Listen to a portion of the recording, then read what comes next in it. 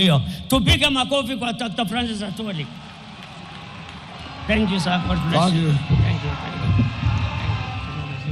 Thank you. Thank you very much Reverend. Watu wafupi ni hatari sana.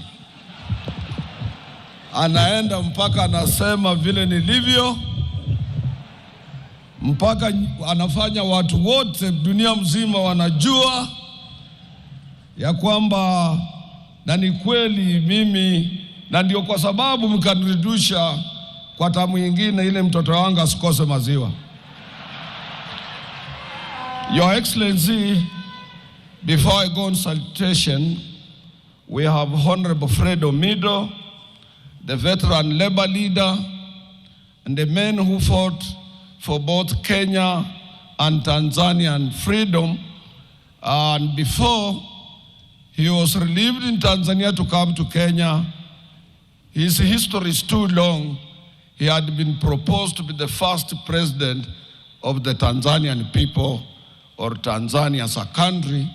But then when they discovered he was a Kenyan, they said you need to cross the border and leave the position for the late Mwalimu Julius Nyerere. He fought alongside with so many veterans in this country to make us to be where we are today. Ningelipendelea kama Fred yuko karibu acha salamie His Excellency the President. Fred has been a veteran labor leader. Fred has been a member of parliament for Makadara. He was also a councillor in Nairobi and is a man of history. He is the only veteran still living amongst others like the late Clement Lubembe, whom Reverend didn't mention. Clement Lubembe came from this place as well. We had so many labor leaders from here. We had Otenyo, the founder member of the Kenya Railway Workers Union. He came from this place as well, and so many others. Fred was our mentor. We emulated him. And Fred, we always pray for you to be still around. He's on our pension list. Yeah, sema tu jambo.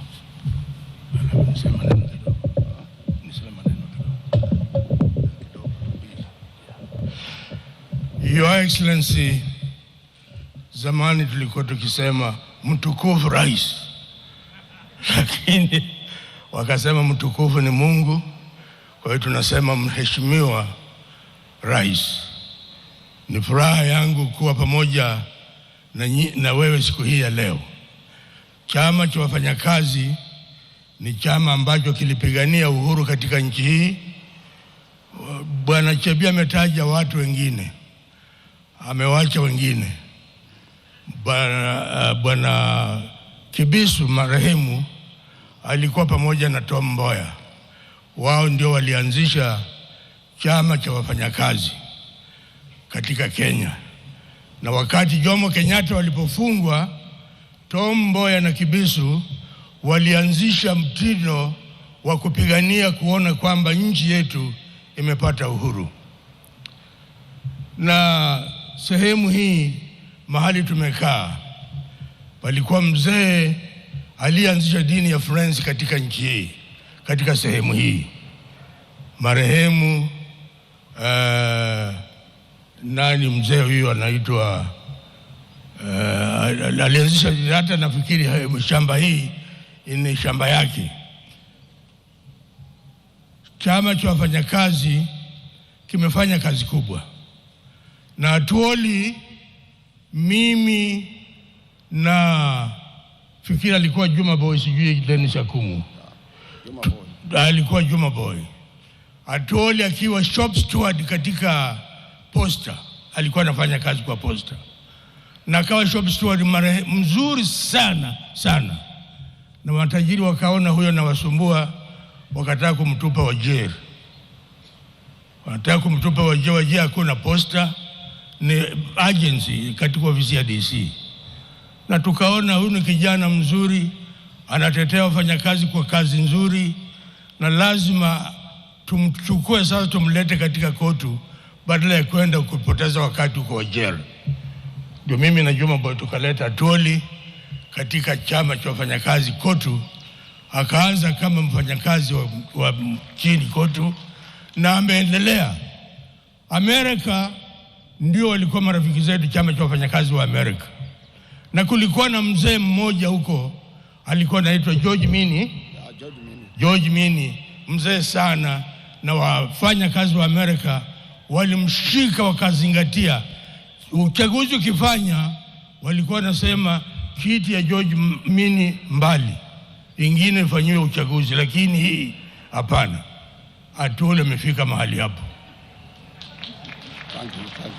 Yeye ndio George Mini wa Kenya.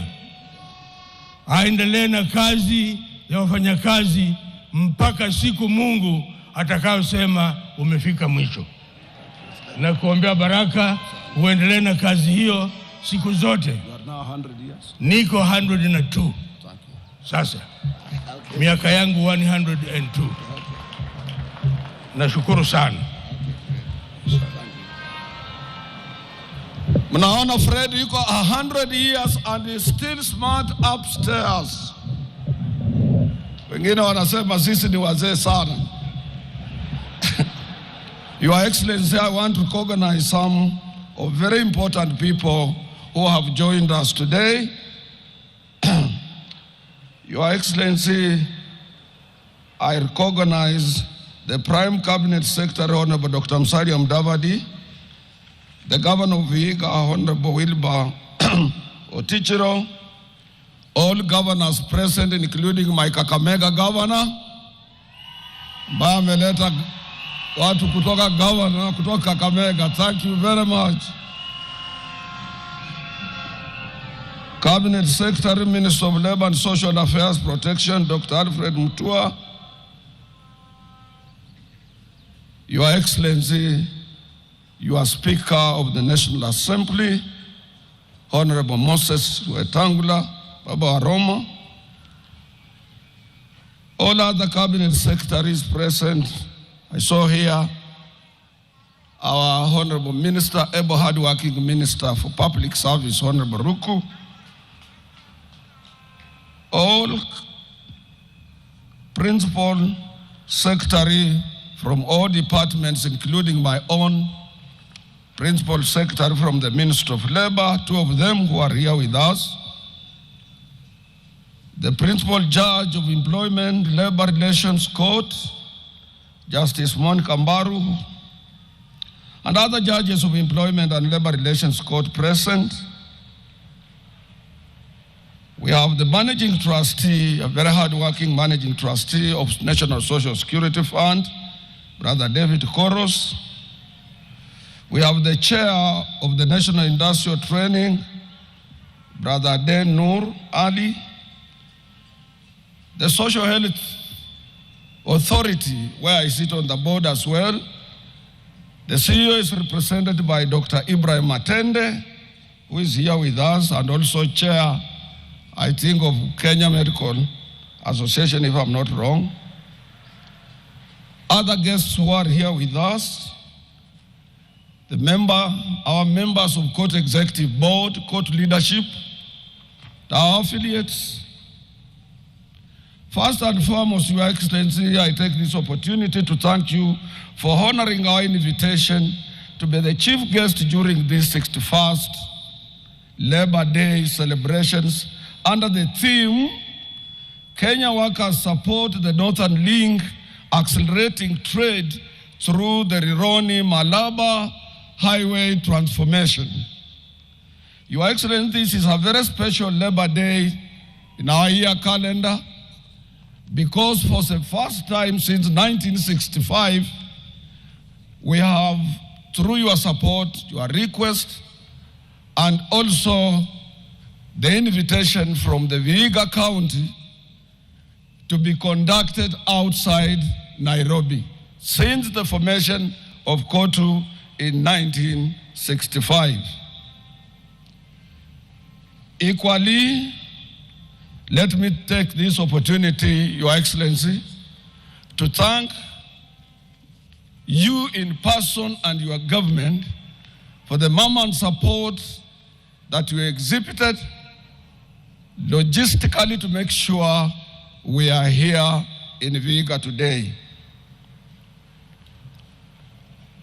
I want, on the same vein, to thank the entire Vihiga County government team for the wonderful support and by providing all technical assistance that we required. Our history has been briefly narrated by Fred Omido. It's a long history, Your Excellency. Sometimes employers get mistaken thinking that Labor Day also includes employers. The history of labor movement is long, Your Excellency, because it dates back from 1st of May in 1886 in Haymarket at Chicago massacre, where thousands and thousands of workers were clobbered when they were striking, demanding an 8-hour working. And then the employers could not understand them. They asked police and they used whatever available missile, and so many workers died on that day, and this prompted Paris meeting of labor leaders on 4th of June, on 14th of June in 1989 to declare this day a Workers' International Labor Day. Here in Kenya, our founding father, Mzee Jomo Kenyatta, in 1963, he made a declaration. And in that declaration, it did really vividly mention that he is accepting that Kenyan workers should join other international workers on the International Labor Day to celebrate this day as a Workers' Day in the Republic of Kenya. Doesn't mention employers. Employers can come on our invitation and so on. And I want to thank Kenyan employers who have given us mama support. Your Excellency, we have been renewing our collective bargaining agreements time and again through the support of our employers in the Republic of Kenya in order to improve terms and conditions of service of our members.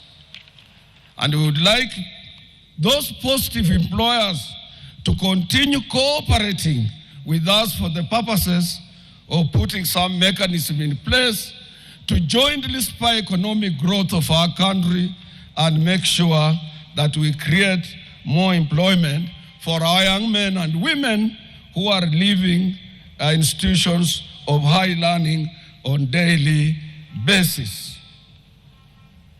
Your Excellency, as stated earlier, the theme of this year's Labor Day seeks to recognize and appreciate you for your commitment towards enhancing the infrastructure growth of this country and specifically areas that were traditionally marginalized. On behalf of Kenyan workers, allow me, Your Excellency, to thank you for your boldness. You are a bold president. You are very bold to have come up with projects that most of the presidents shied away from. One, Your Excellency, is affordable housing, which has changed the face of the Republic of Kenya. You go everywhere, you land in Kisumu, it's unimaginable. The other one is the one that you have embarked on to make sure that from Rironi up to Malaba, and as you have been requested, it will be so good also to have a radio station at Luanda, and we support that. That will be a wonderful project on the SGR side and on the new express highway that you are now working on from Rironi to Malaba. Your Excellency, lastly, we ask you, you are in the process of coming up with National Economic and Social Council, and on this council, workers used to be represented. When finally it is in place, let court be represented. Your Excellency, as it has been stated, we recently, and I want to thank your Minister for Labor and the entire Labor Ministry fraternity. They did a commendable job during our recently concluded court elections, which your government allowed court as a free and independent workers' labor movement to regulate itself under the supervisory mechanism provided for by your Minister of Labor. And it was so wonderful that we concluded elections without any problems at all and or any interference. Your Excellency, even as we celebrate this year's Labor Day, I am compelled to humbly remind you that the Minister of Labor is here to ratify ILO Convention 189 and 190. This is even after Your Excellency assured Kenyan workers last year during the Labor Day celebrations that the ratifications would take place soon after last year's Labor Day. Your Excellency, I, on behalf of millions of domestic workers, urge you to ensure that the ratification of these two critical conventions that have since been ratified by other countries are equally ratified by our country, by our nation. Your Excellency, the problem on the labor market today globally is outsourcing. Outsourcing is not bad, but Kenyan outsourced companies have a feeling that those employees under their ambits must be exploited. The Minister of Labor, he promised, has got to come out with a policy on outsourcing in this country, as it has been recommended by the International Labour Organization that any outsourced staff and is on your premises must enjoy terms and conditions of service as per the prevailing collective bargaining agreement of that particular industry.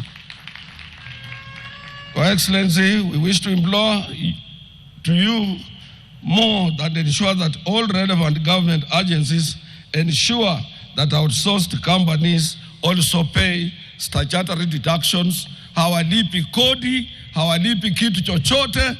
This is a big avoidance of making sure that Kenya government collects revenue from them. Your Excellency, we happen in our midst to have the managing trustee of NSSF. Let me take this opportunity to thank you for the vision and leadership that you have exhibited towards making the National Social Security Fund a leading pension scheme in Africa that is responsive not only in eradicating old age poverty, but also meeting the infrastructure demands. Your Excellency, I used to admire Tanzania and NSSF because it came up with several government projects, including putting up parliament in Dodoma, police stations everywhere in Tanzania, and also in the area of energy, and the latest President Nelson Mandela University of Technology in Arusha, and now I think that is where our current NSSF is heading. Your Excellency, in 2024 and 2025, the NSSF has recorded double-digit returns of 11% and 17%, making it one of the best well-managed workers' fund in the region. We kindly ask you to allow more workers and employers representatives to sit on the board. Say, for example, workers should provide 4 instead of 2, and employers should provide 4 instead of 2, so that we assist the CEO and his team to efficiently manage this workers' fund. Your Excellency, we wish to draw your attention to the growing challenges facing Kenyan workers within the EPZ under the Export Processing Zone Authority, where we are witnessing the emergence of companies not honoring freely negotiated collective bargaining agreements. Briefly, Your Excellency, let me touch on Social Health Authority. We have heard a lot of noises and so on, more so coming from our institutions and workers and other interested organizations. When we carried out research, Your Excellency, we found that you meant very well when you established the Social Health Authority. But as a member of that board, I can tell you for free that the problem that SHA is facing is internal. Otherwise, SHA has done a commendable job. And also, the problem is of mixing two acts, one for Digital Health Authority and which is independent, with that one of SHA, two independent acts of parliament, away from the one that established SHA. As I'm talking to you, Your Excellency, SHA does not administer the information communication system under Taifa Care platform, which is supposed to monitor the entire expenditure of SHA, and also if SHA is given full administrative of that particular platform, other than this being worked out by the DHA, that will be the end of conflicts between the insured organizations and service providers. You can look at that. Meanwhile, those are administrative issues. I have talked to the minister concerned, and I think if they are looked into, that SHA have a platform, controls the information and monitors the expenditure, both income and the expenditure of contributions, which about 90% comes from workers, there will be no more problems. Your Excellency, I have said about affordable housing, and I don't want to repeat, and I want to thank you very much. I want also to go further than that. You allowed us workers to apply to be apportioned, and you reduced the deposit from 10% to 5% for workers. Let these workers be part as owners, because they are contributors of this beautiful, magnificent, affordable houses throughout the Republic. Your Excellency, I don't want to labor too much on that. That's a subject we have discussed with you and you are aware. Your Excellency, as Kenyan workers, we are deeply appreciative of the move by your government also to build, as I've said, an SGR. But we want to appeal to you. We have a young man elected by railway workers called Eric Tirop. He wants to renew the CBA, which is told since 2014. And that will energize workers in that sector and have an opportunity to enjoy terms and conditions of service like any other workers.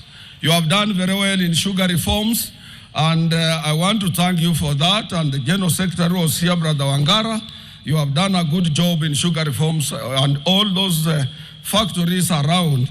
The only problem is that some have reduced workers' salaries by 40% against the ILO Convention on Wages and Protection, and also on issues related to equal work of equal value.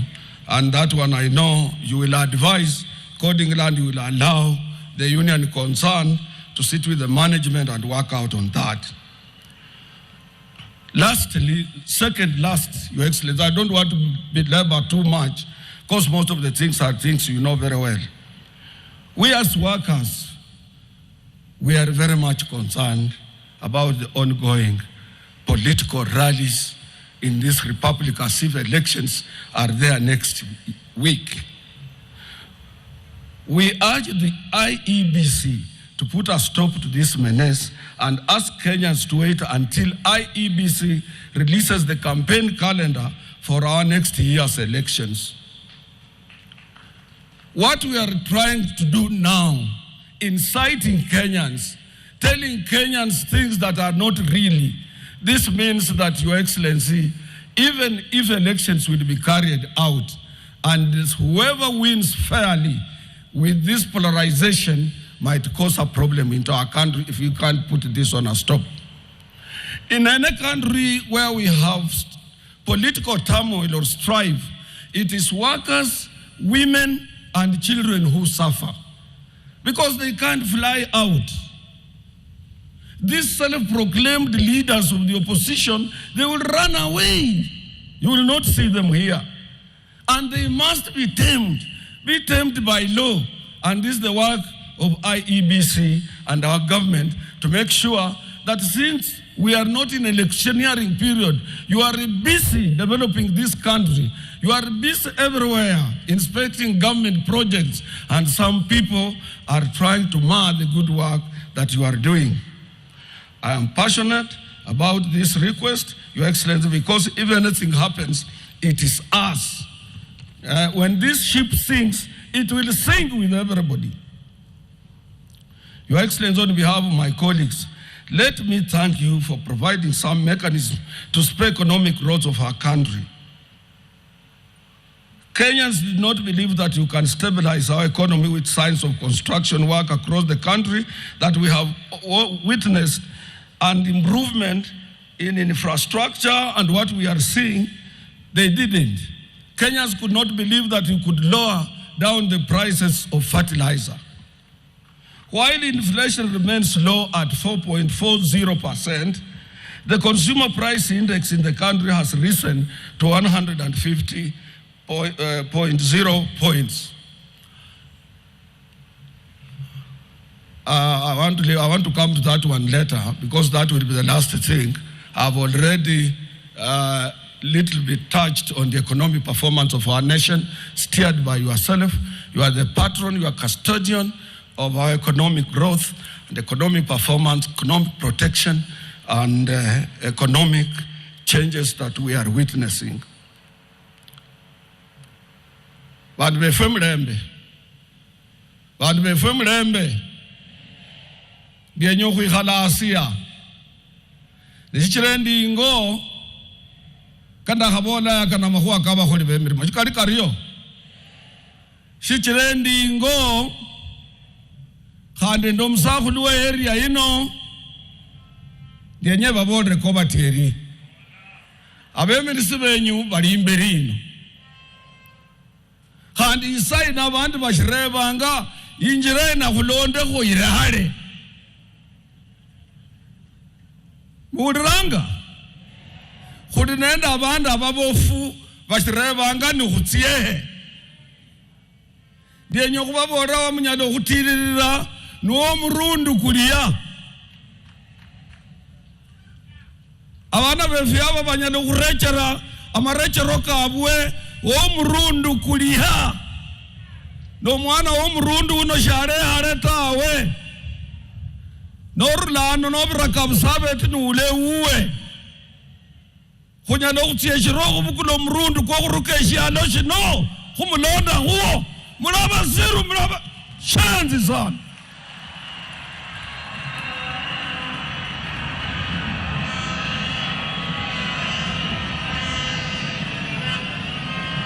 Serikali hii kulimona mawaziri kane ama permanent secretary zaidi ya 10 abakongo betu parastatal bossi bali mu serikali hiyo abandu bali nende sauti kuli mu serikali hiyo fwenzi kuli muo kuli nende pa mu serikali hiyo abakwe benyu barebange pa fwe kuli nende pa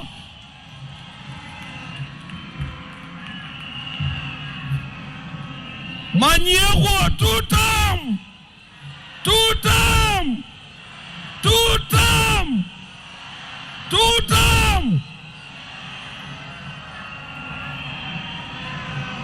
Omuliya bona eshomikani winyala ni sheshishyo eshefu nje shino. Your Excellency, I have finished.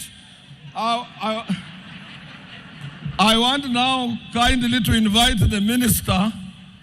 And as I had painted out the picture that the economy has done very well, I know you have something for us this year and next year. And these workers, all of them who went through here, they were indicating to you that this region and workers' constituents in the Republic of Country are two-term. May God bless you, Your Excellency.